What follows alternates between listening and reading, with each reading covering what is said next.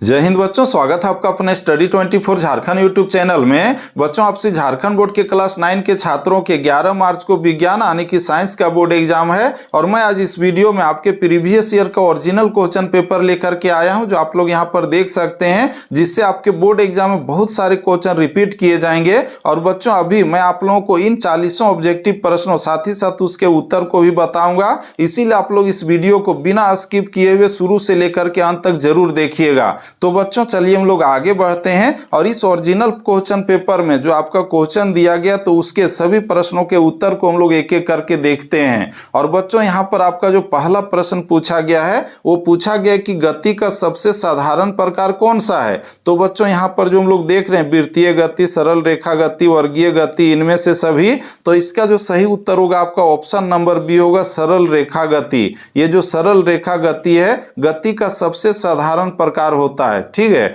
तो इस तरह से हम लोगों ने पहले प्रश्न के उत्तर को देखा।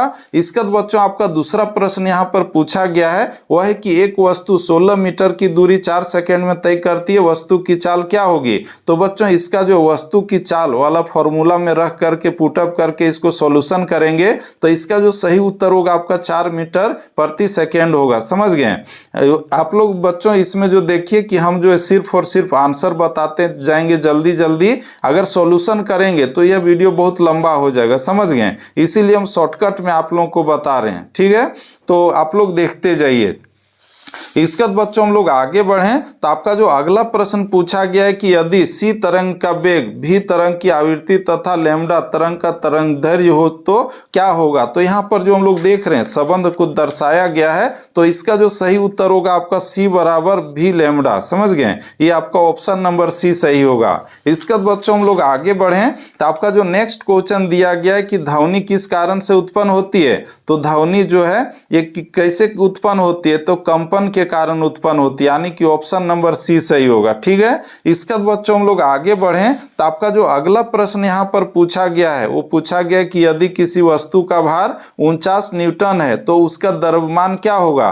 तो बच्चों, इसको हम लोग सॉल्यूशन निकालेंगे तो इसका सही उत्तर होगा आपका ऑप्शन नंबर सी 5 किलोग्राम। आप लोग सिर्फ आंसर को देखते जाइए, सॉल्यूशन करेंगे तो फिर यह वीडियो लंबा हो जाएगा, इसीलिए। ठीक है, इसके बाद बच्चों, आपका जो अगला प्रश्न पूछा गया है वो पूछा गया कि विराम से मुक्त रूप से गिरते हुए पिंड द्वारा तय की गई दूरी समानुपाती होती है किसके। तो इसका सही उत्तर होगा गिरने के समय के वर्ग का। समझ गए। इसके बाद बच्चों, हम लोग आगे बढ़ें तो आपका जो नेक्स्ट क्वेश्चन यहां पर पूछा गया वो है कि पौधे द्वारा किए गए प्रकाश संश्लेषण में परिवर्तित ऊर्जा होती है, क्या होती है। तो प्रकाश ऊर्जा को रासायनिक ऊर्जा में बदला जाता है प्रकाश संश्लेषण में, यानी कि ऑप्शन नंबर ये सही होगा। इसके बाद बच्चों, हम लोग आगे बढ़ें तो आपका जो 8वां प्रश्न पूछा गया है वह है कि हॉर्स पावर यानी कि एचपी इकाई है किसका, किसका मात्रक है या फिर इकाई है। तो ये आपका शक्ति की, यानी कि ऑप्शन नंबर ये सही होगा। इसके बच्चों, हम लोग आगे बढ़ें तो आपका जो नेक्स्ट क्वेश्चन यहां पर पूछा गया है वो पूछा गया कि किसी माध्यम में कणों का अधिक घनत्व दाब को दर्शाता है। तो इसका सही उत्तर क्या होगा, कम, शून्य, अधिक, ए और बी दोनों। क्या इसका सही उत्तर होगा ऑप्शन नंबर बी अधिक। समझ गए, हम यहां पर टिक भी लगा दिए हैं, आप लोग देखते जाइए। इसके बाद बच्चों, हम लोग आगे बढ़ें तो आपका जो अगला प्रश्न यहां पर पूछा गया है वो पूछा गया कि तरंग दैर्घ्य का मात्रक क्या है। तो बच्चों, इसका जो है ये होगा आपका मीटर। समझ गए, ऑप्शन नंबर बी सही होगा, ये एम। ठीक है, इसके बाद बच्चों, आपका अगला प्रश्न यहां पर दिया गया है वह है कि सभी जैव प्रक्रमों के लिए सजीव ऊर्जा कहां से प्राप्त करते हैं। तो भोजन से, हम लोग भोजन करते हैं इसीलिए ऊर्जा मिलती है, नहीं तो नहीं मिलेगी। ये आपका सही उत्तर हो गया बी। इसके बाद बच्चों, आपका अगला प्रश्न यहां पर दिया गया है वह है कि कौन सा सुमेलित नहीं है। तो बच्चों, यहां पर जो हम लोग देख रहे हैं सेल्सियस से जो है ताप को मापा जाता है, आरएच फैक्टर जो है रक्त है, और इसके बाद रिएक्टर पैमाने से आर्द्रता मापी जाती है, और डी में दिया गया इनमें से सभी, यानी कि इसका सही उत्तर होगा आपको ऑप्शन नंबर डी, इनमें से सभी। गलत यहां पर लग रहा है, आपका जो सही उत्तर होगा ऑप्शन नंबर सी होगा, जो गलत है। रिएक्टर पैमाने से जो है भूकंप को मापा जाता है, आर्द्रता को नहीं, यानी कि इसका सही उत्तर होगा आपका ऑप्शन नंबर सी। समझ गए, ये जो रिएक्टर पैमाने से आर्द्रता नहीं मापी जाती है। तो इस तरह से यहाँ पर जो पूछा था कौन सा सुमिलित नहीं है, यानी कि कौन मिला हुआ नहीं है, तो ये मिला हुआ है, ये आपका ये जो है मिला हुआ नहीं, गलत है, यानी कि इसका सही उत्तर हो गया यही। इसके बाद बच्चों हम लोग आगे बढ़ें तो आपका जो अगला प्रश्न यहाँ पर पूछा गया है वो पूछा गया है कि मेगावाट बिजली के मापने की इकाई है क्या। बच्चों ये जो प्रश्न पूछा गया था ये वाला, तो इसका उत्तर क्या होगा आप लोग थोड़ा जो है कमेंट में बताइएगा, और इसके बाद हम अच्छे तरह से सर्च करके इसका जो उत्तर है आप लोगों को जो कमेंट बॉक्स में या फिर डिस्क्रिप्शन में दे देंगे, बाद में आप लोग चेक कर लीजिएगा, ठीक है। इसके बाद बच्चों हम लोग आगे बढ़ें तो आपका जो अगला प्रश्न यहाँ पर पूछा गया कि मेगावाट बिजली के मापने की इकाई है जो उत्पादित की जाती है, समझ गए, ये आपका ऑप्शन नंबर ये सही होगा। इसके बाद बच्चों हम लोग आगे बढ़ें तो आपका जो अगला प्रश्न है कि बल के प्रयोग से वस्तु में क्या परिवर्तन आते हैं, तो बच्चों उसमें जो चाल की दिशा में, वेग के परिमाण में, आकार में, यानी कि इसमें से सभी होगा। ऑप्शन नंबर जो है डी आपका सही हो जाएगा, बल के प्रयोग से वस्तु में ये सारे परिवर्तन आते हैं। इसके बाद बच्चों हम लोग आगे बढ़ें तो आपका जो अगला प्रश्न पूछा गया है कि वेग का मात्रक कौन है, तो मीटर प्रति सेकेंड, यानी कि ऑप्शन नंबर ये सही होगा, वेग का मात्रक क्या है, मीटर प्रति सेकेंड है, ठीक है। और विस्थापन का पूछता तो क्या होता, त्वरण का देखिए ये होता, समझ गए।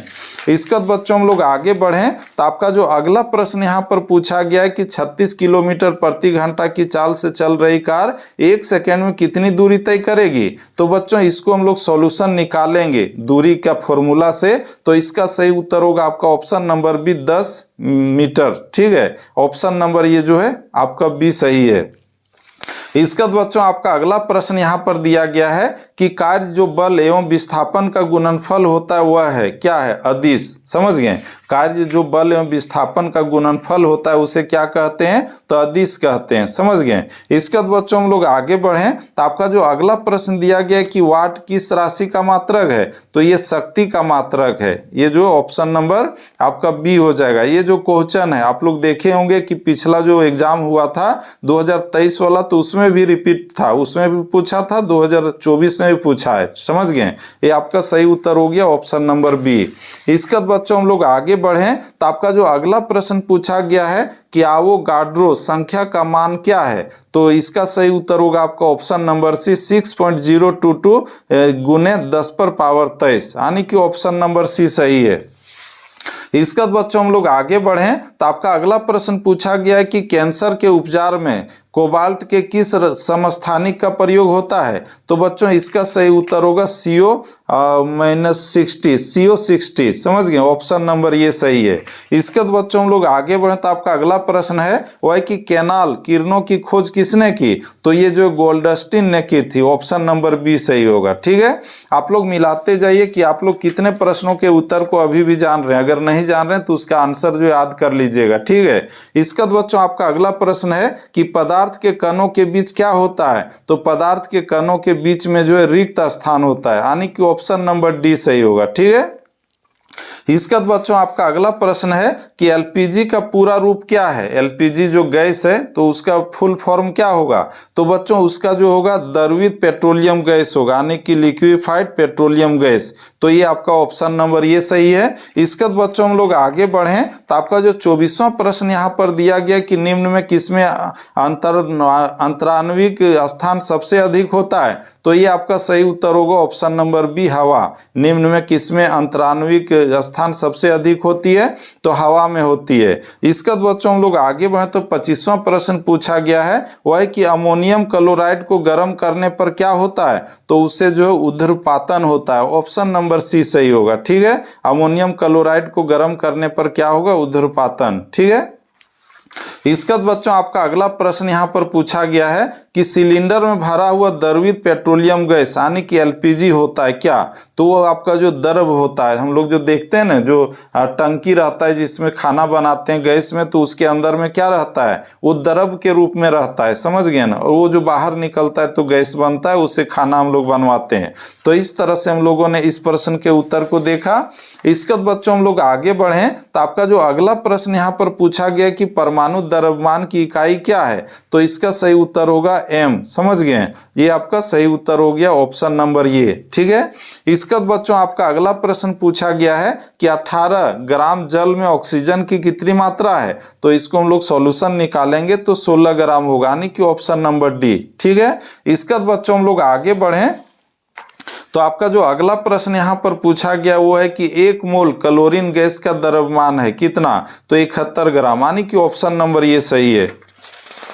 इसके बाद बच्चों आगे बढ़ें तो आपका जो 30वां प्रश्न पूछा गया कि निम्न तत्वों में कौन द्विपरमाणु नहीं है, तो बच्चों यहाँ पर हम लोग देखें तो क्लोरीन, नाइट्रोजन, हाइड्रोजन, ये आपका जो है द्विपरमाणुक है, समझ गए। और वहीं पर आपका जो डी दिया गया है फास्फोरस, तो ये जो है द्विपरमाणुक नहीं है, ठीक है, ऑप्शन नंबर डी सही है। इसका बच्चों आपका अगला प्रश्न यहाँ पर दिया गया है कि प्रोकैरियोट में नहीं होता है, प्रोकैरियोट में इसमें क्या नहीं होता है, तो बच्चों इसमें हम लोग देखें तो आप लोग देखिए राइबोसोम दिया हुआ है, साइटोप्लाज्म है, इसका डीएनए है, तो ये होता है मतलब ये सभी होता है, इनमें से कोई नहीं, ये कोई नहीं होता, यानी कि राइबोसोम, साइटोप्लाज्म, डीएनए ये तीनों नहीं रहता, यानी कि इसका सही उत्तर होगा ऑप्शन नंबर डी, इनमें से कोई नहीं, ठीक है। आप लोग इस प्रश्न को देख लीजिएगा। इसके बाद बच्चों आपका अगला प्रश्न यहाँ पर दिया गया है कि कोशिकाओं के आधार पर जीव कितने प्रकार के होते हैं, तो 2 प्रकार के, समझ गए ना, जंतु कोशिका और पादप कोशिका, ऑप्शन नंबर 2 आपका सही है, ये सही है, यानी कि 2, ठीक है। इसका बच्चों आपका अगला प्रश्न पूछा गया है वो है कि पौधों की जिन क्षेत्रों में वृद्धि होती है उसे कहते हैं, क्या कहते हैं, तो उसको जो विभज्योतक कहते हैं, समझ गए। और ये जो प्रश्न है आपका पिछले बोर्ड एग्जाम में भी पूछा गया था। तो इसके बाद बच्चों हम लोग आगे बढ़ें तो आपका जो नेक्स्ट क्वेश्चन यहाँ पर दिया गया कि सरल अस्थायी ऊतक कौन से हैं, तो बच्चों यहाँ पर देखिए आप लोग जो दिया गया है कोलेनकाइमा, पेरेनकाइमा, स्क्लेरेकाइमा, ये तीनों है, यानी कि इसका सही उत्तर होगा ऑप्शन नंबर डी, इनमें से सभी, ठीक है। सरल अस्थायी ऊतक कौन कौन से हैं, तो ये तीनों हैं। इसके बाद बच्चों हम लोग आगे बढ़ें तो आपका जो नेक्स्ट क्वेश्चन पूछा गया है कि वर्गीकरण की आधारभूत इकाई कौन सी है, तो वर्गीकरण की आधारभूत इकाई जो है वो है आपका जाति, यानी कि ऑप्शन नंबर सी सही होगा, ठीक है। इसके बाद बच्चों आपका अगला प्रश्न है कि फंजाई कैसा जीव है, तो फंजाई जो है वो जो है एक मृत जीव है, यानी कि ऑप्शन नंबर सी सही होगा, ठीक है। इसके बाद बच्चों हम लोग आगे बढ़ें तो आपका जो अगला प्रश्न है कि एड्स का संक्रमण नहीं होता है, एड्स का संक्रमण नहीं होता है, तो इसमें जो हम लोग देखें दिया हुआ है यौन संपर्क से, गले लगाने से, स्तनपान से, इनमें से सभी, तो बच्चों इसका जो सही उत्तर होगा आपका ऑप्शन नंबर बी होगा, गले लगाने से, गले लगाने से एड्स का बीमारी नहीं होता है, ठीक है। तो इस तरह से हम लोगों ने जो है इस 37वें प्रश्न के उत्तर को भी देख लिया। इसका बच्चों हम लोग आगे बढ़ें तो 38वां प्रश्न पूछा गया है कि बैक्टीरिया से होने वाला रोग है कौन, तो ये जो बैक्टीरिया से होता है एंथ्रेक्स होता है, समझ गए, ऑप्शन नंबर सी, ठीक है। इसके बाद बाकी हम लोग देखें तो विषाणु से होने वाले सब बीमारी हैं। और बच्चों इसके बाद हम लोग आगे बढ़ें तो आपका जो 39वां प्रश्न पूछा गया है वो है कि पृथ्वी की कितनी सतह पानी से ढकी हुई है, तो बच्चों इसका जो सही उत्तर होगा 71%, लेकिन यहाँ पर ऑप्शन में दिया ही नहीं है, तो इसका जो निकटतम है 75% हम लोग मार सकते हैं, समझ गए, लेकिन आपका जो है सही उत्तर होगा 71%, है ना। तो इस तरह से हम लोगों ने 39 प्रश्नों को देख लिया है। इसके बाद बच्चों आपका जो अंतिम प्रश्न पूछा गया यहाँ पर वो पूछा गया कि पृथ्वी की ऊपरी उपजाऊ सतह जो चट्टानों के अपक्षय से बनती है कहलाती है क्या, तो वो है मृदा यानी कि मिट्टी।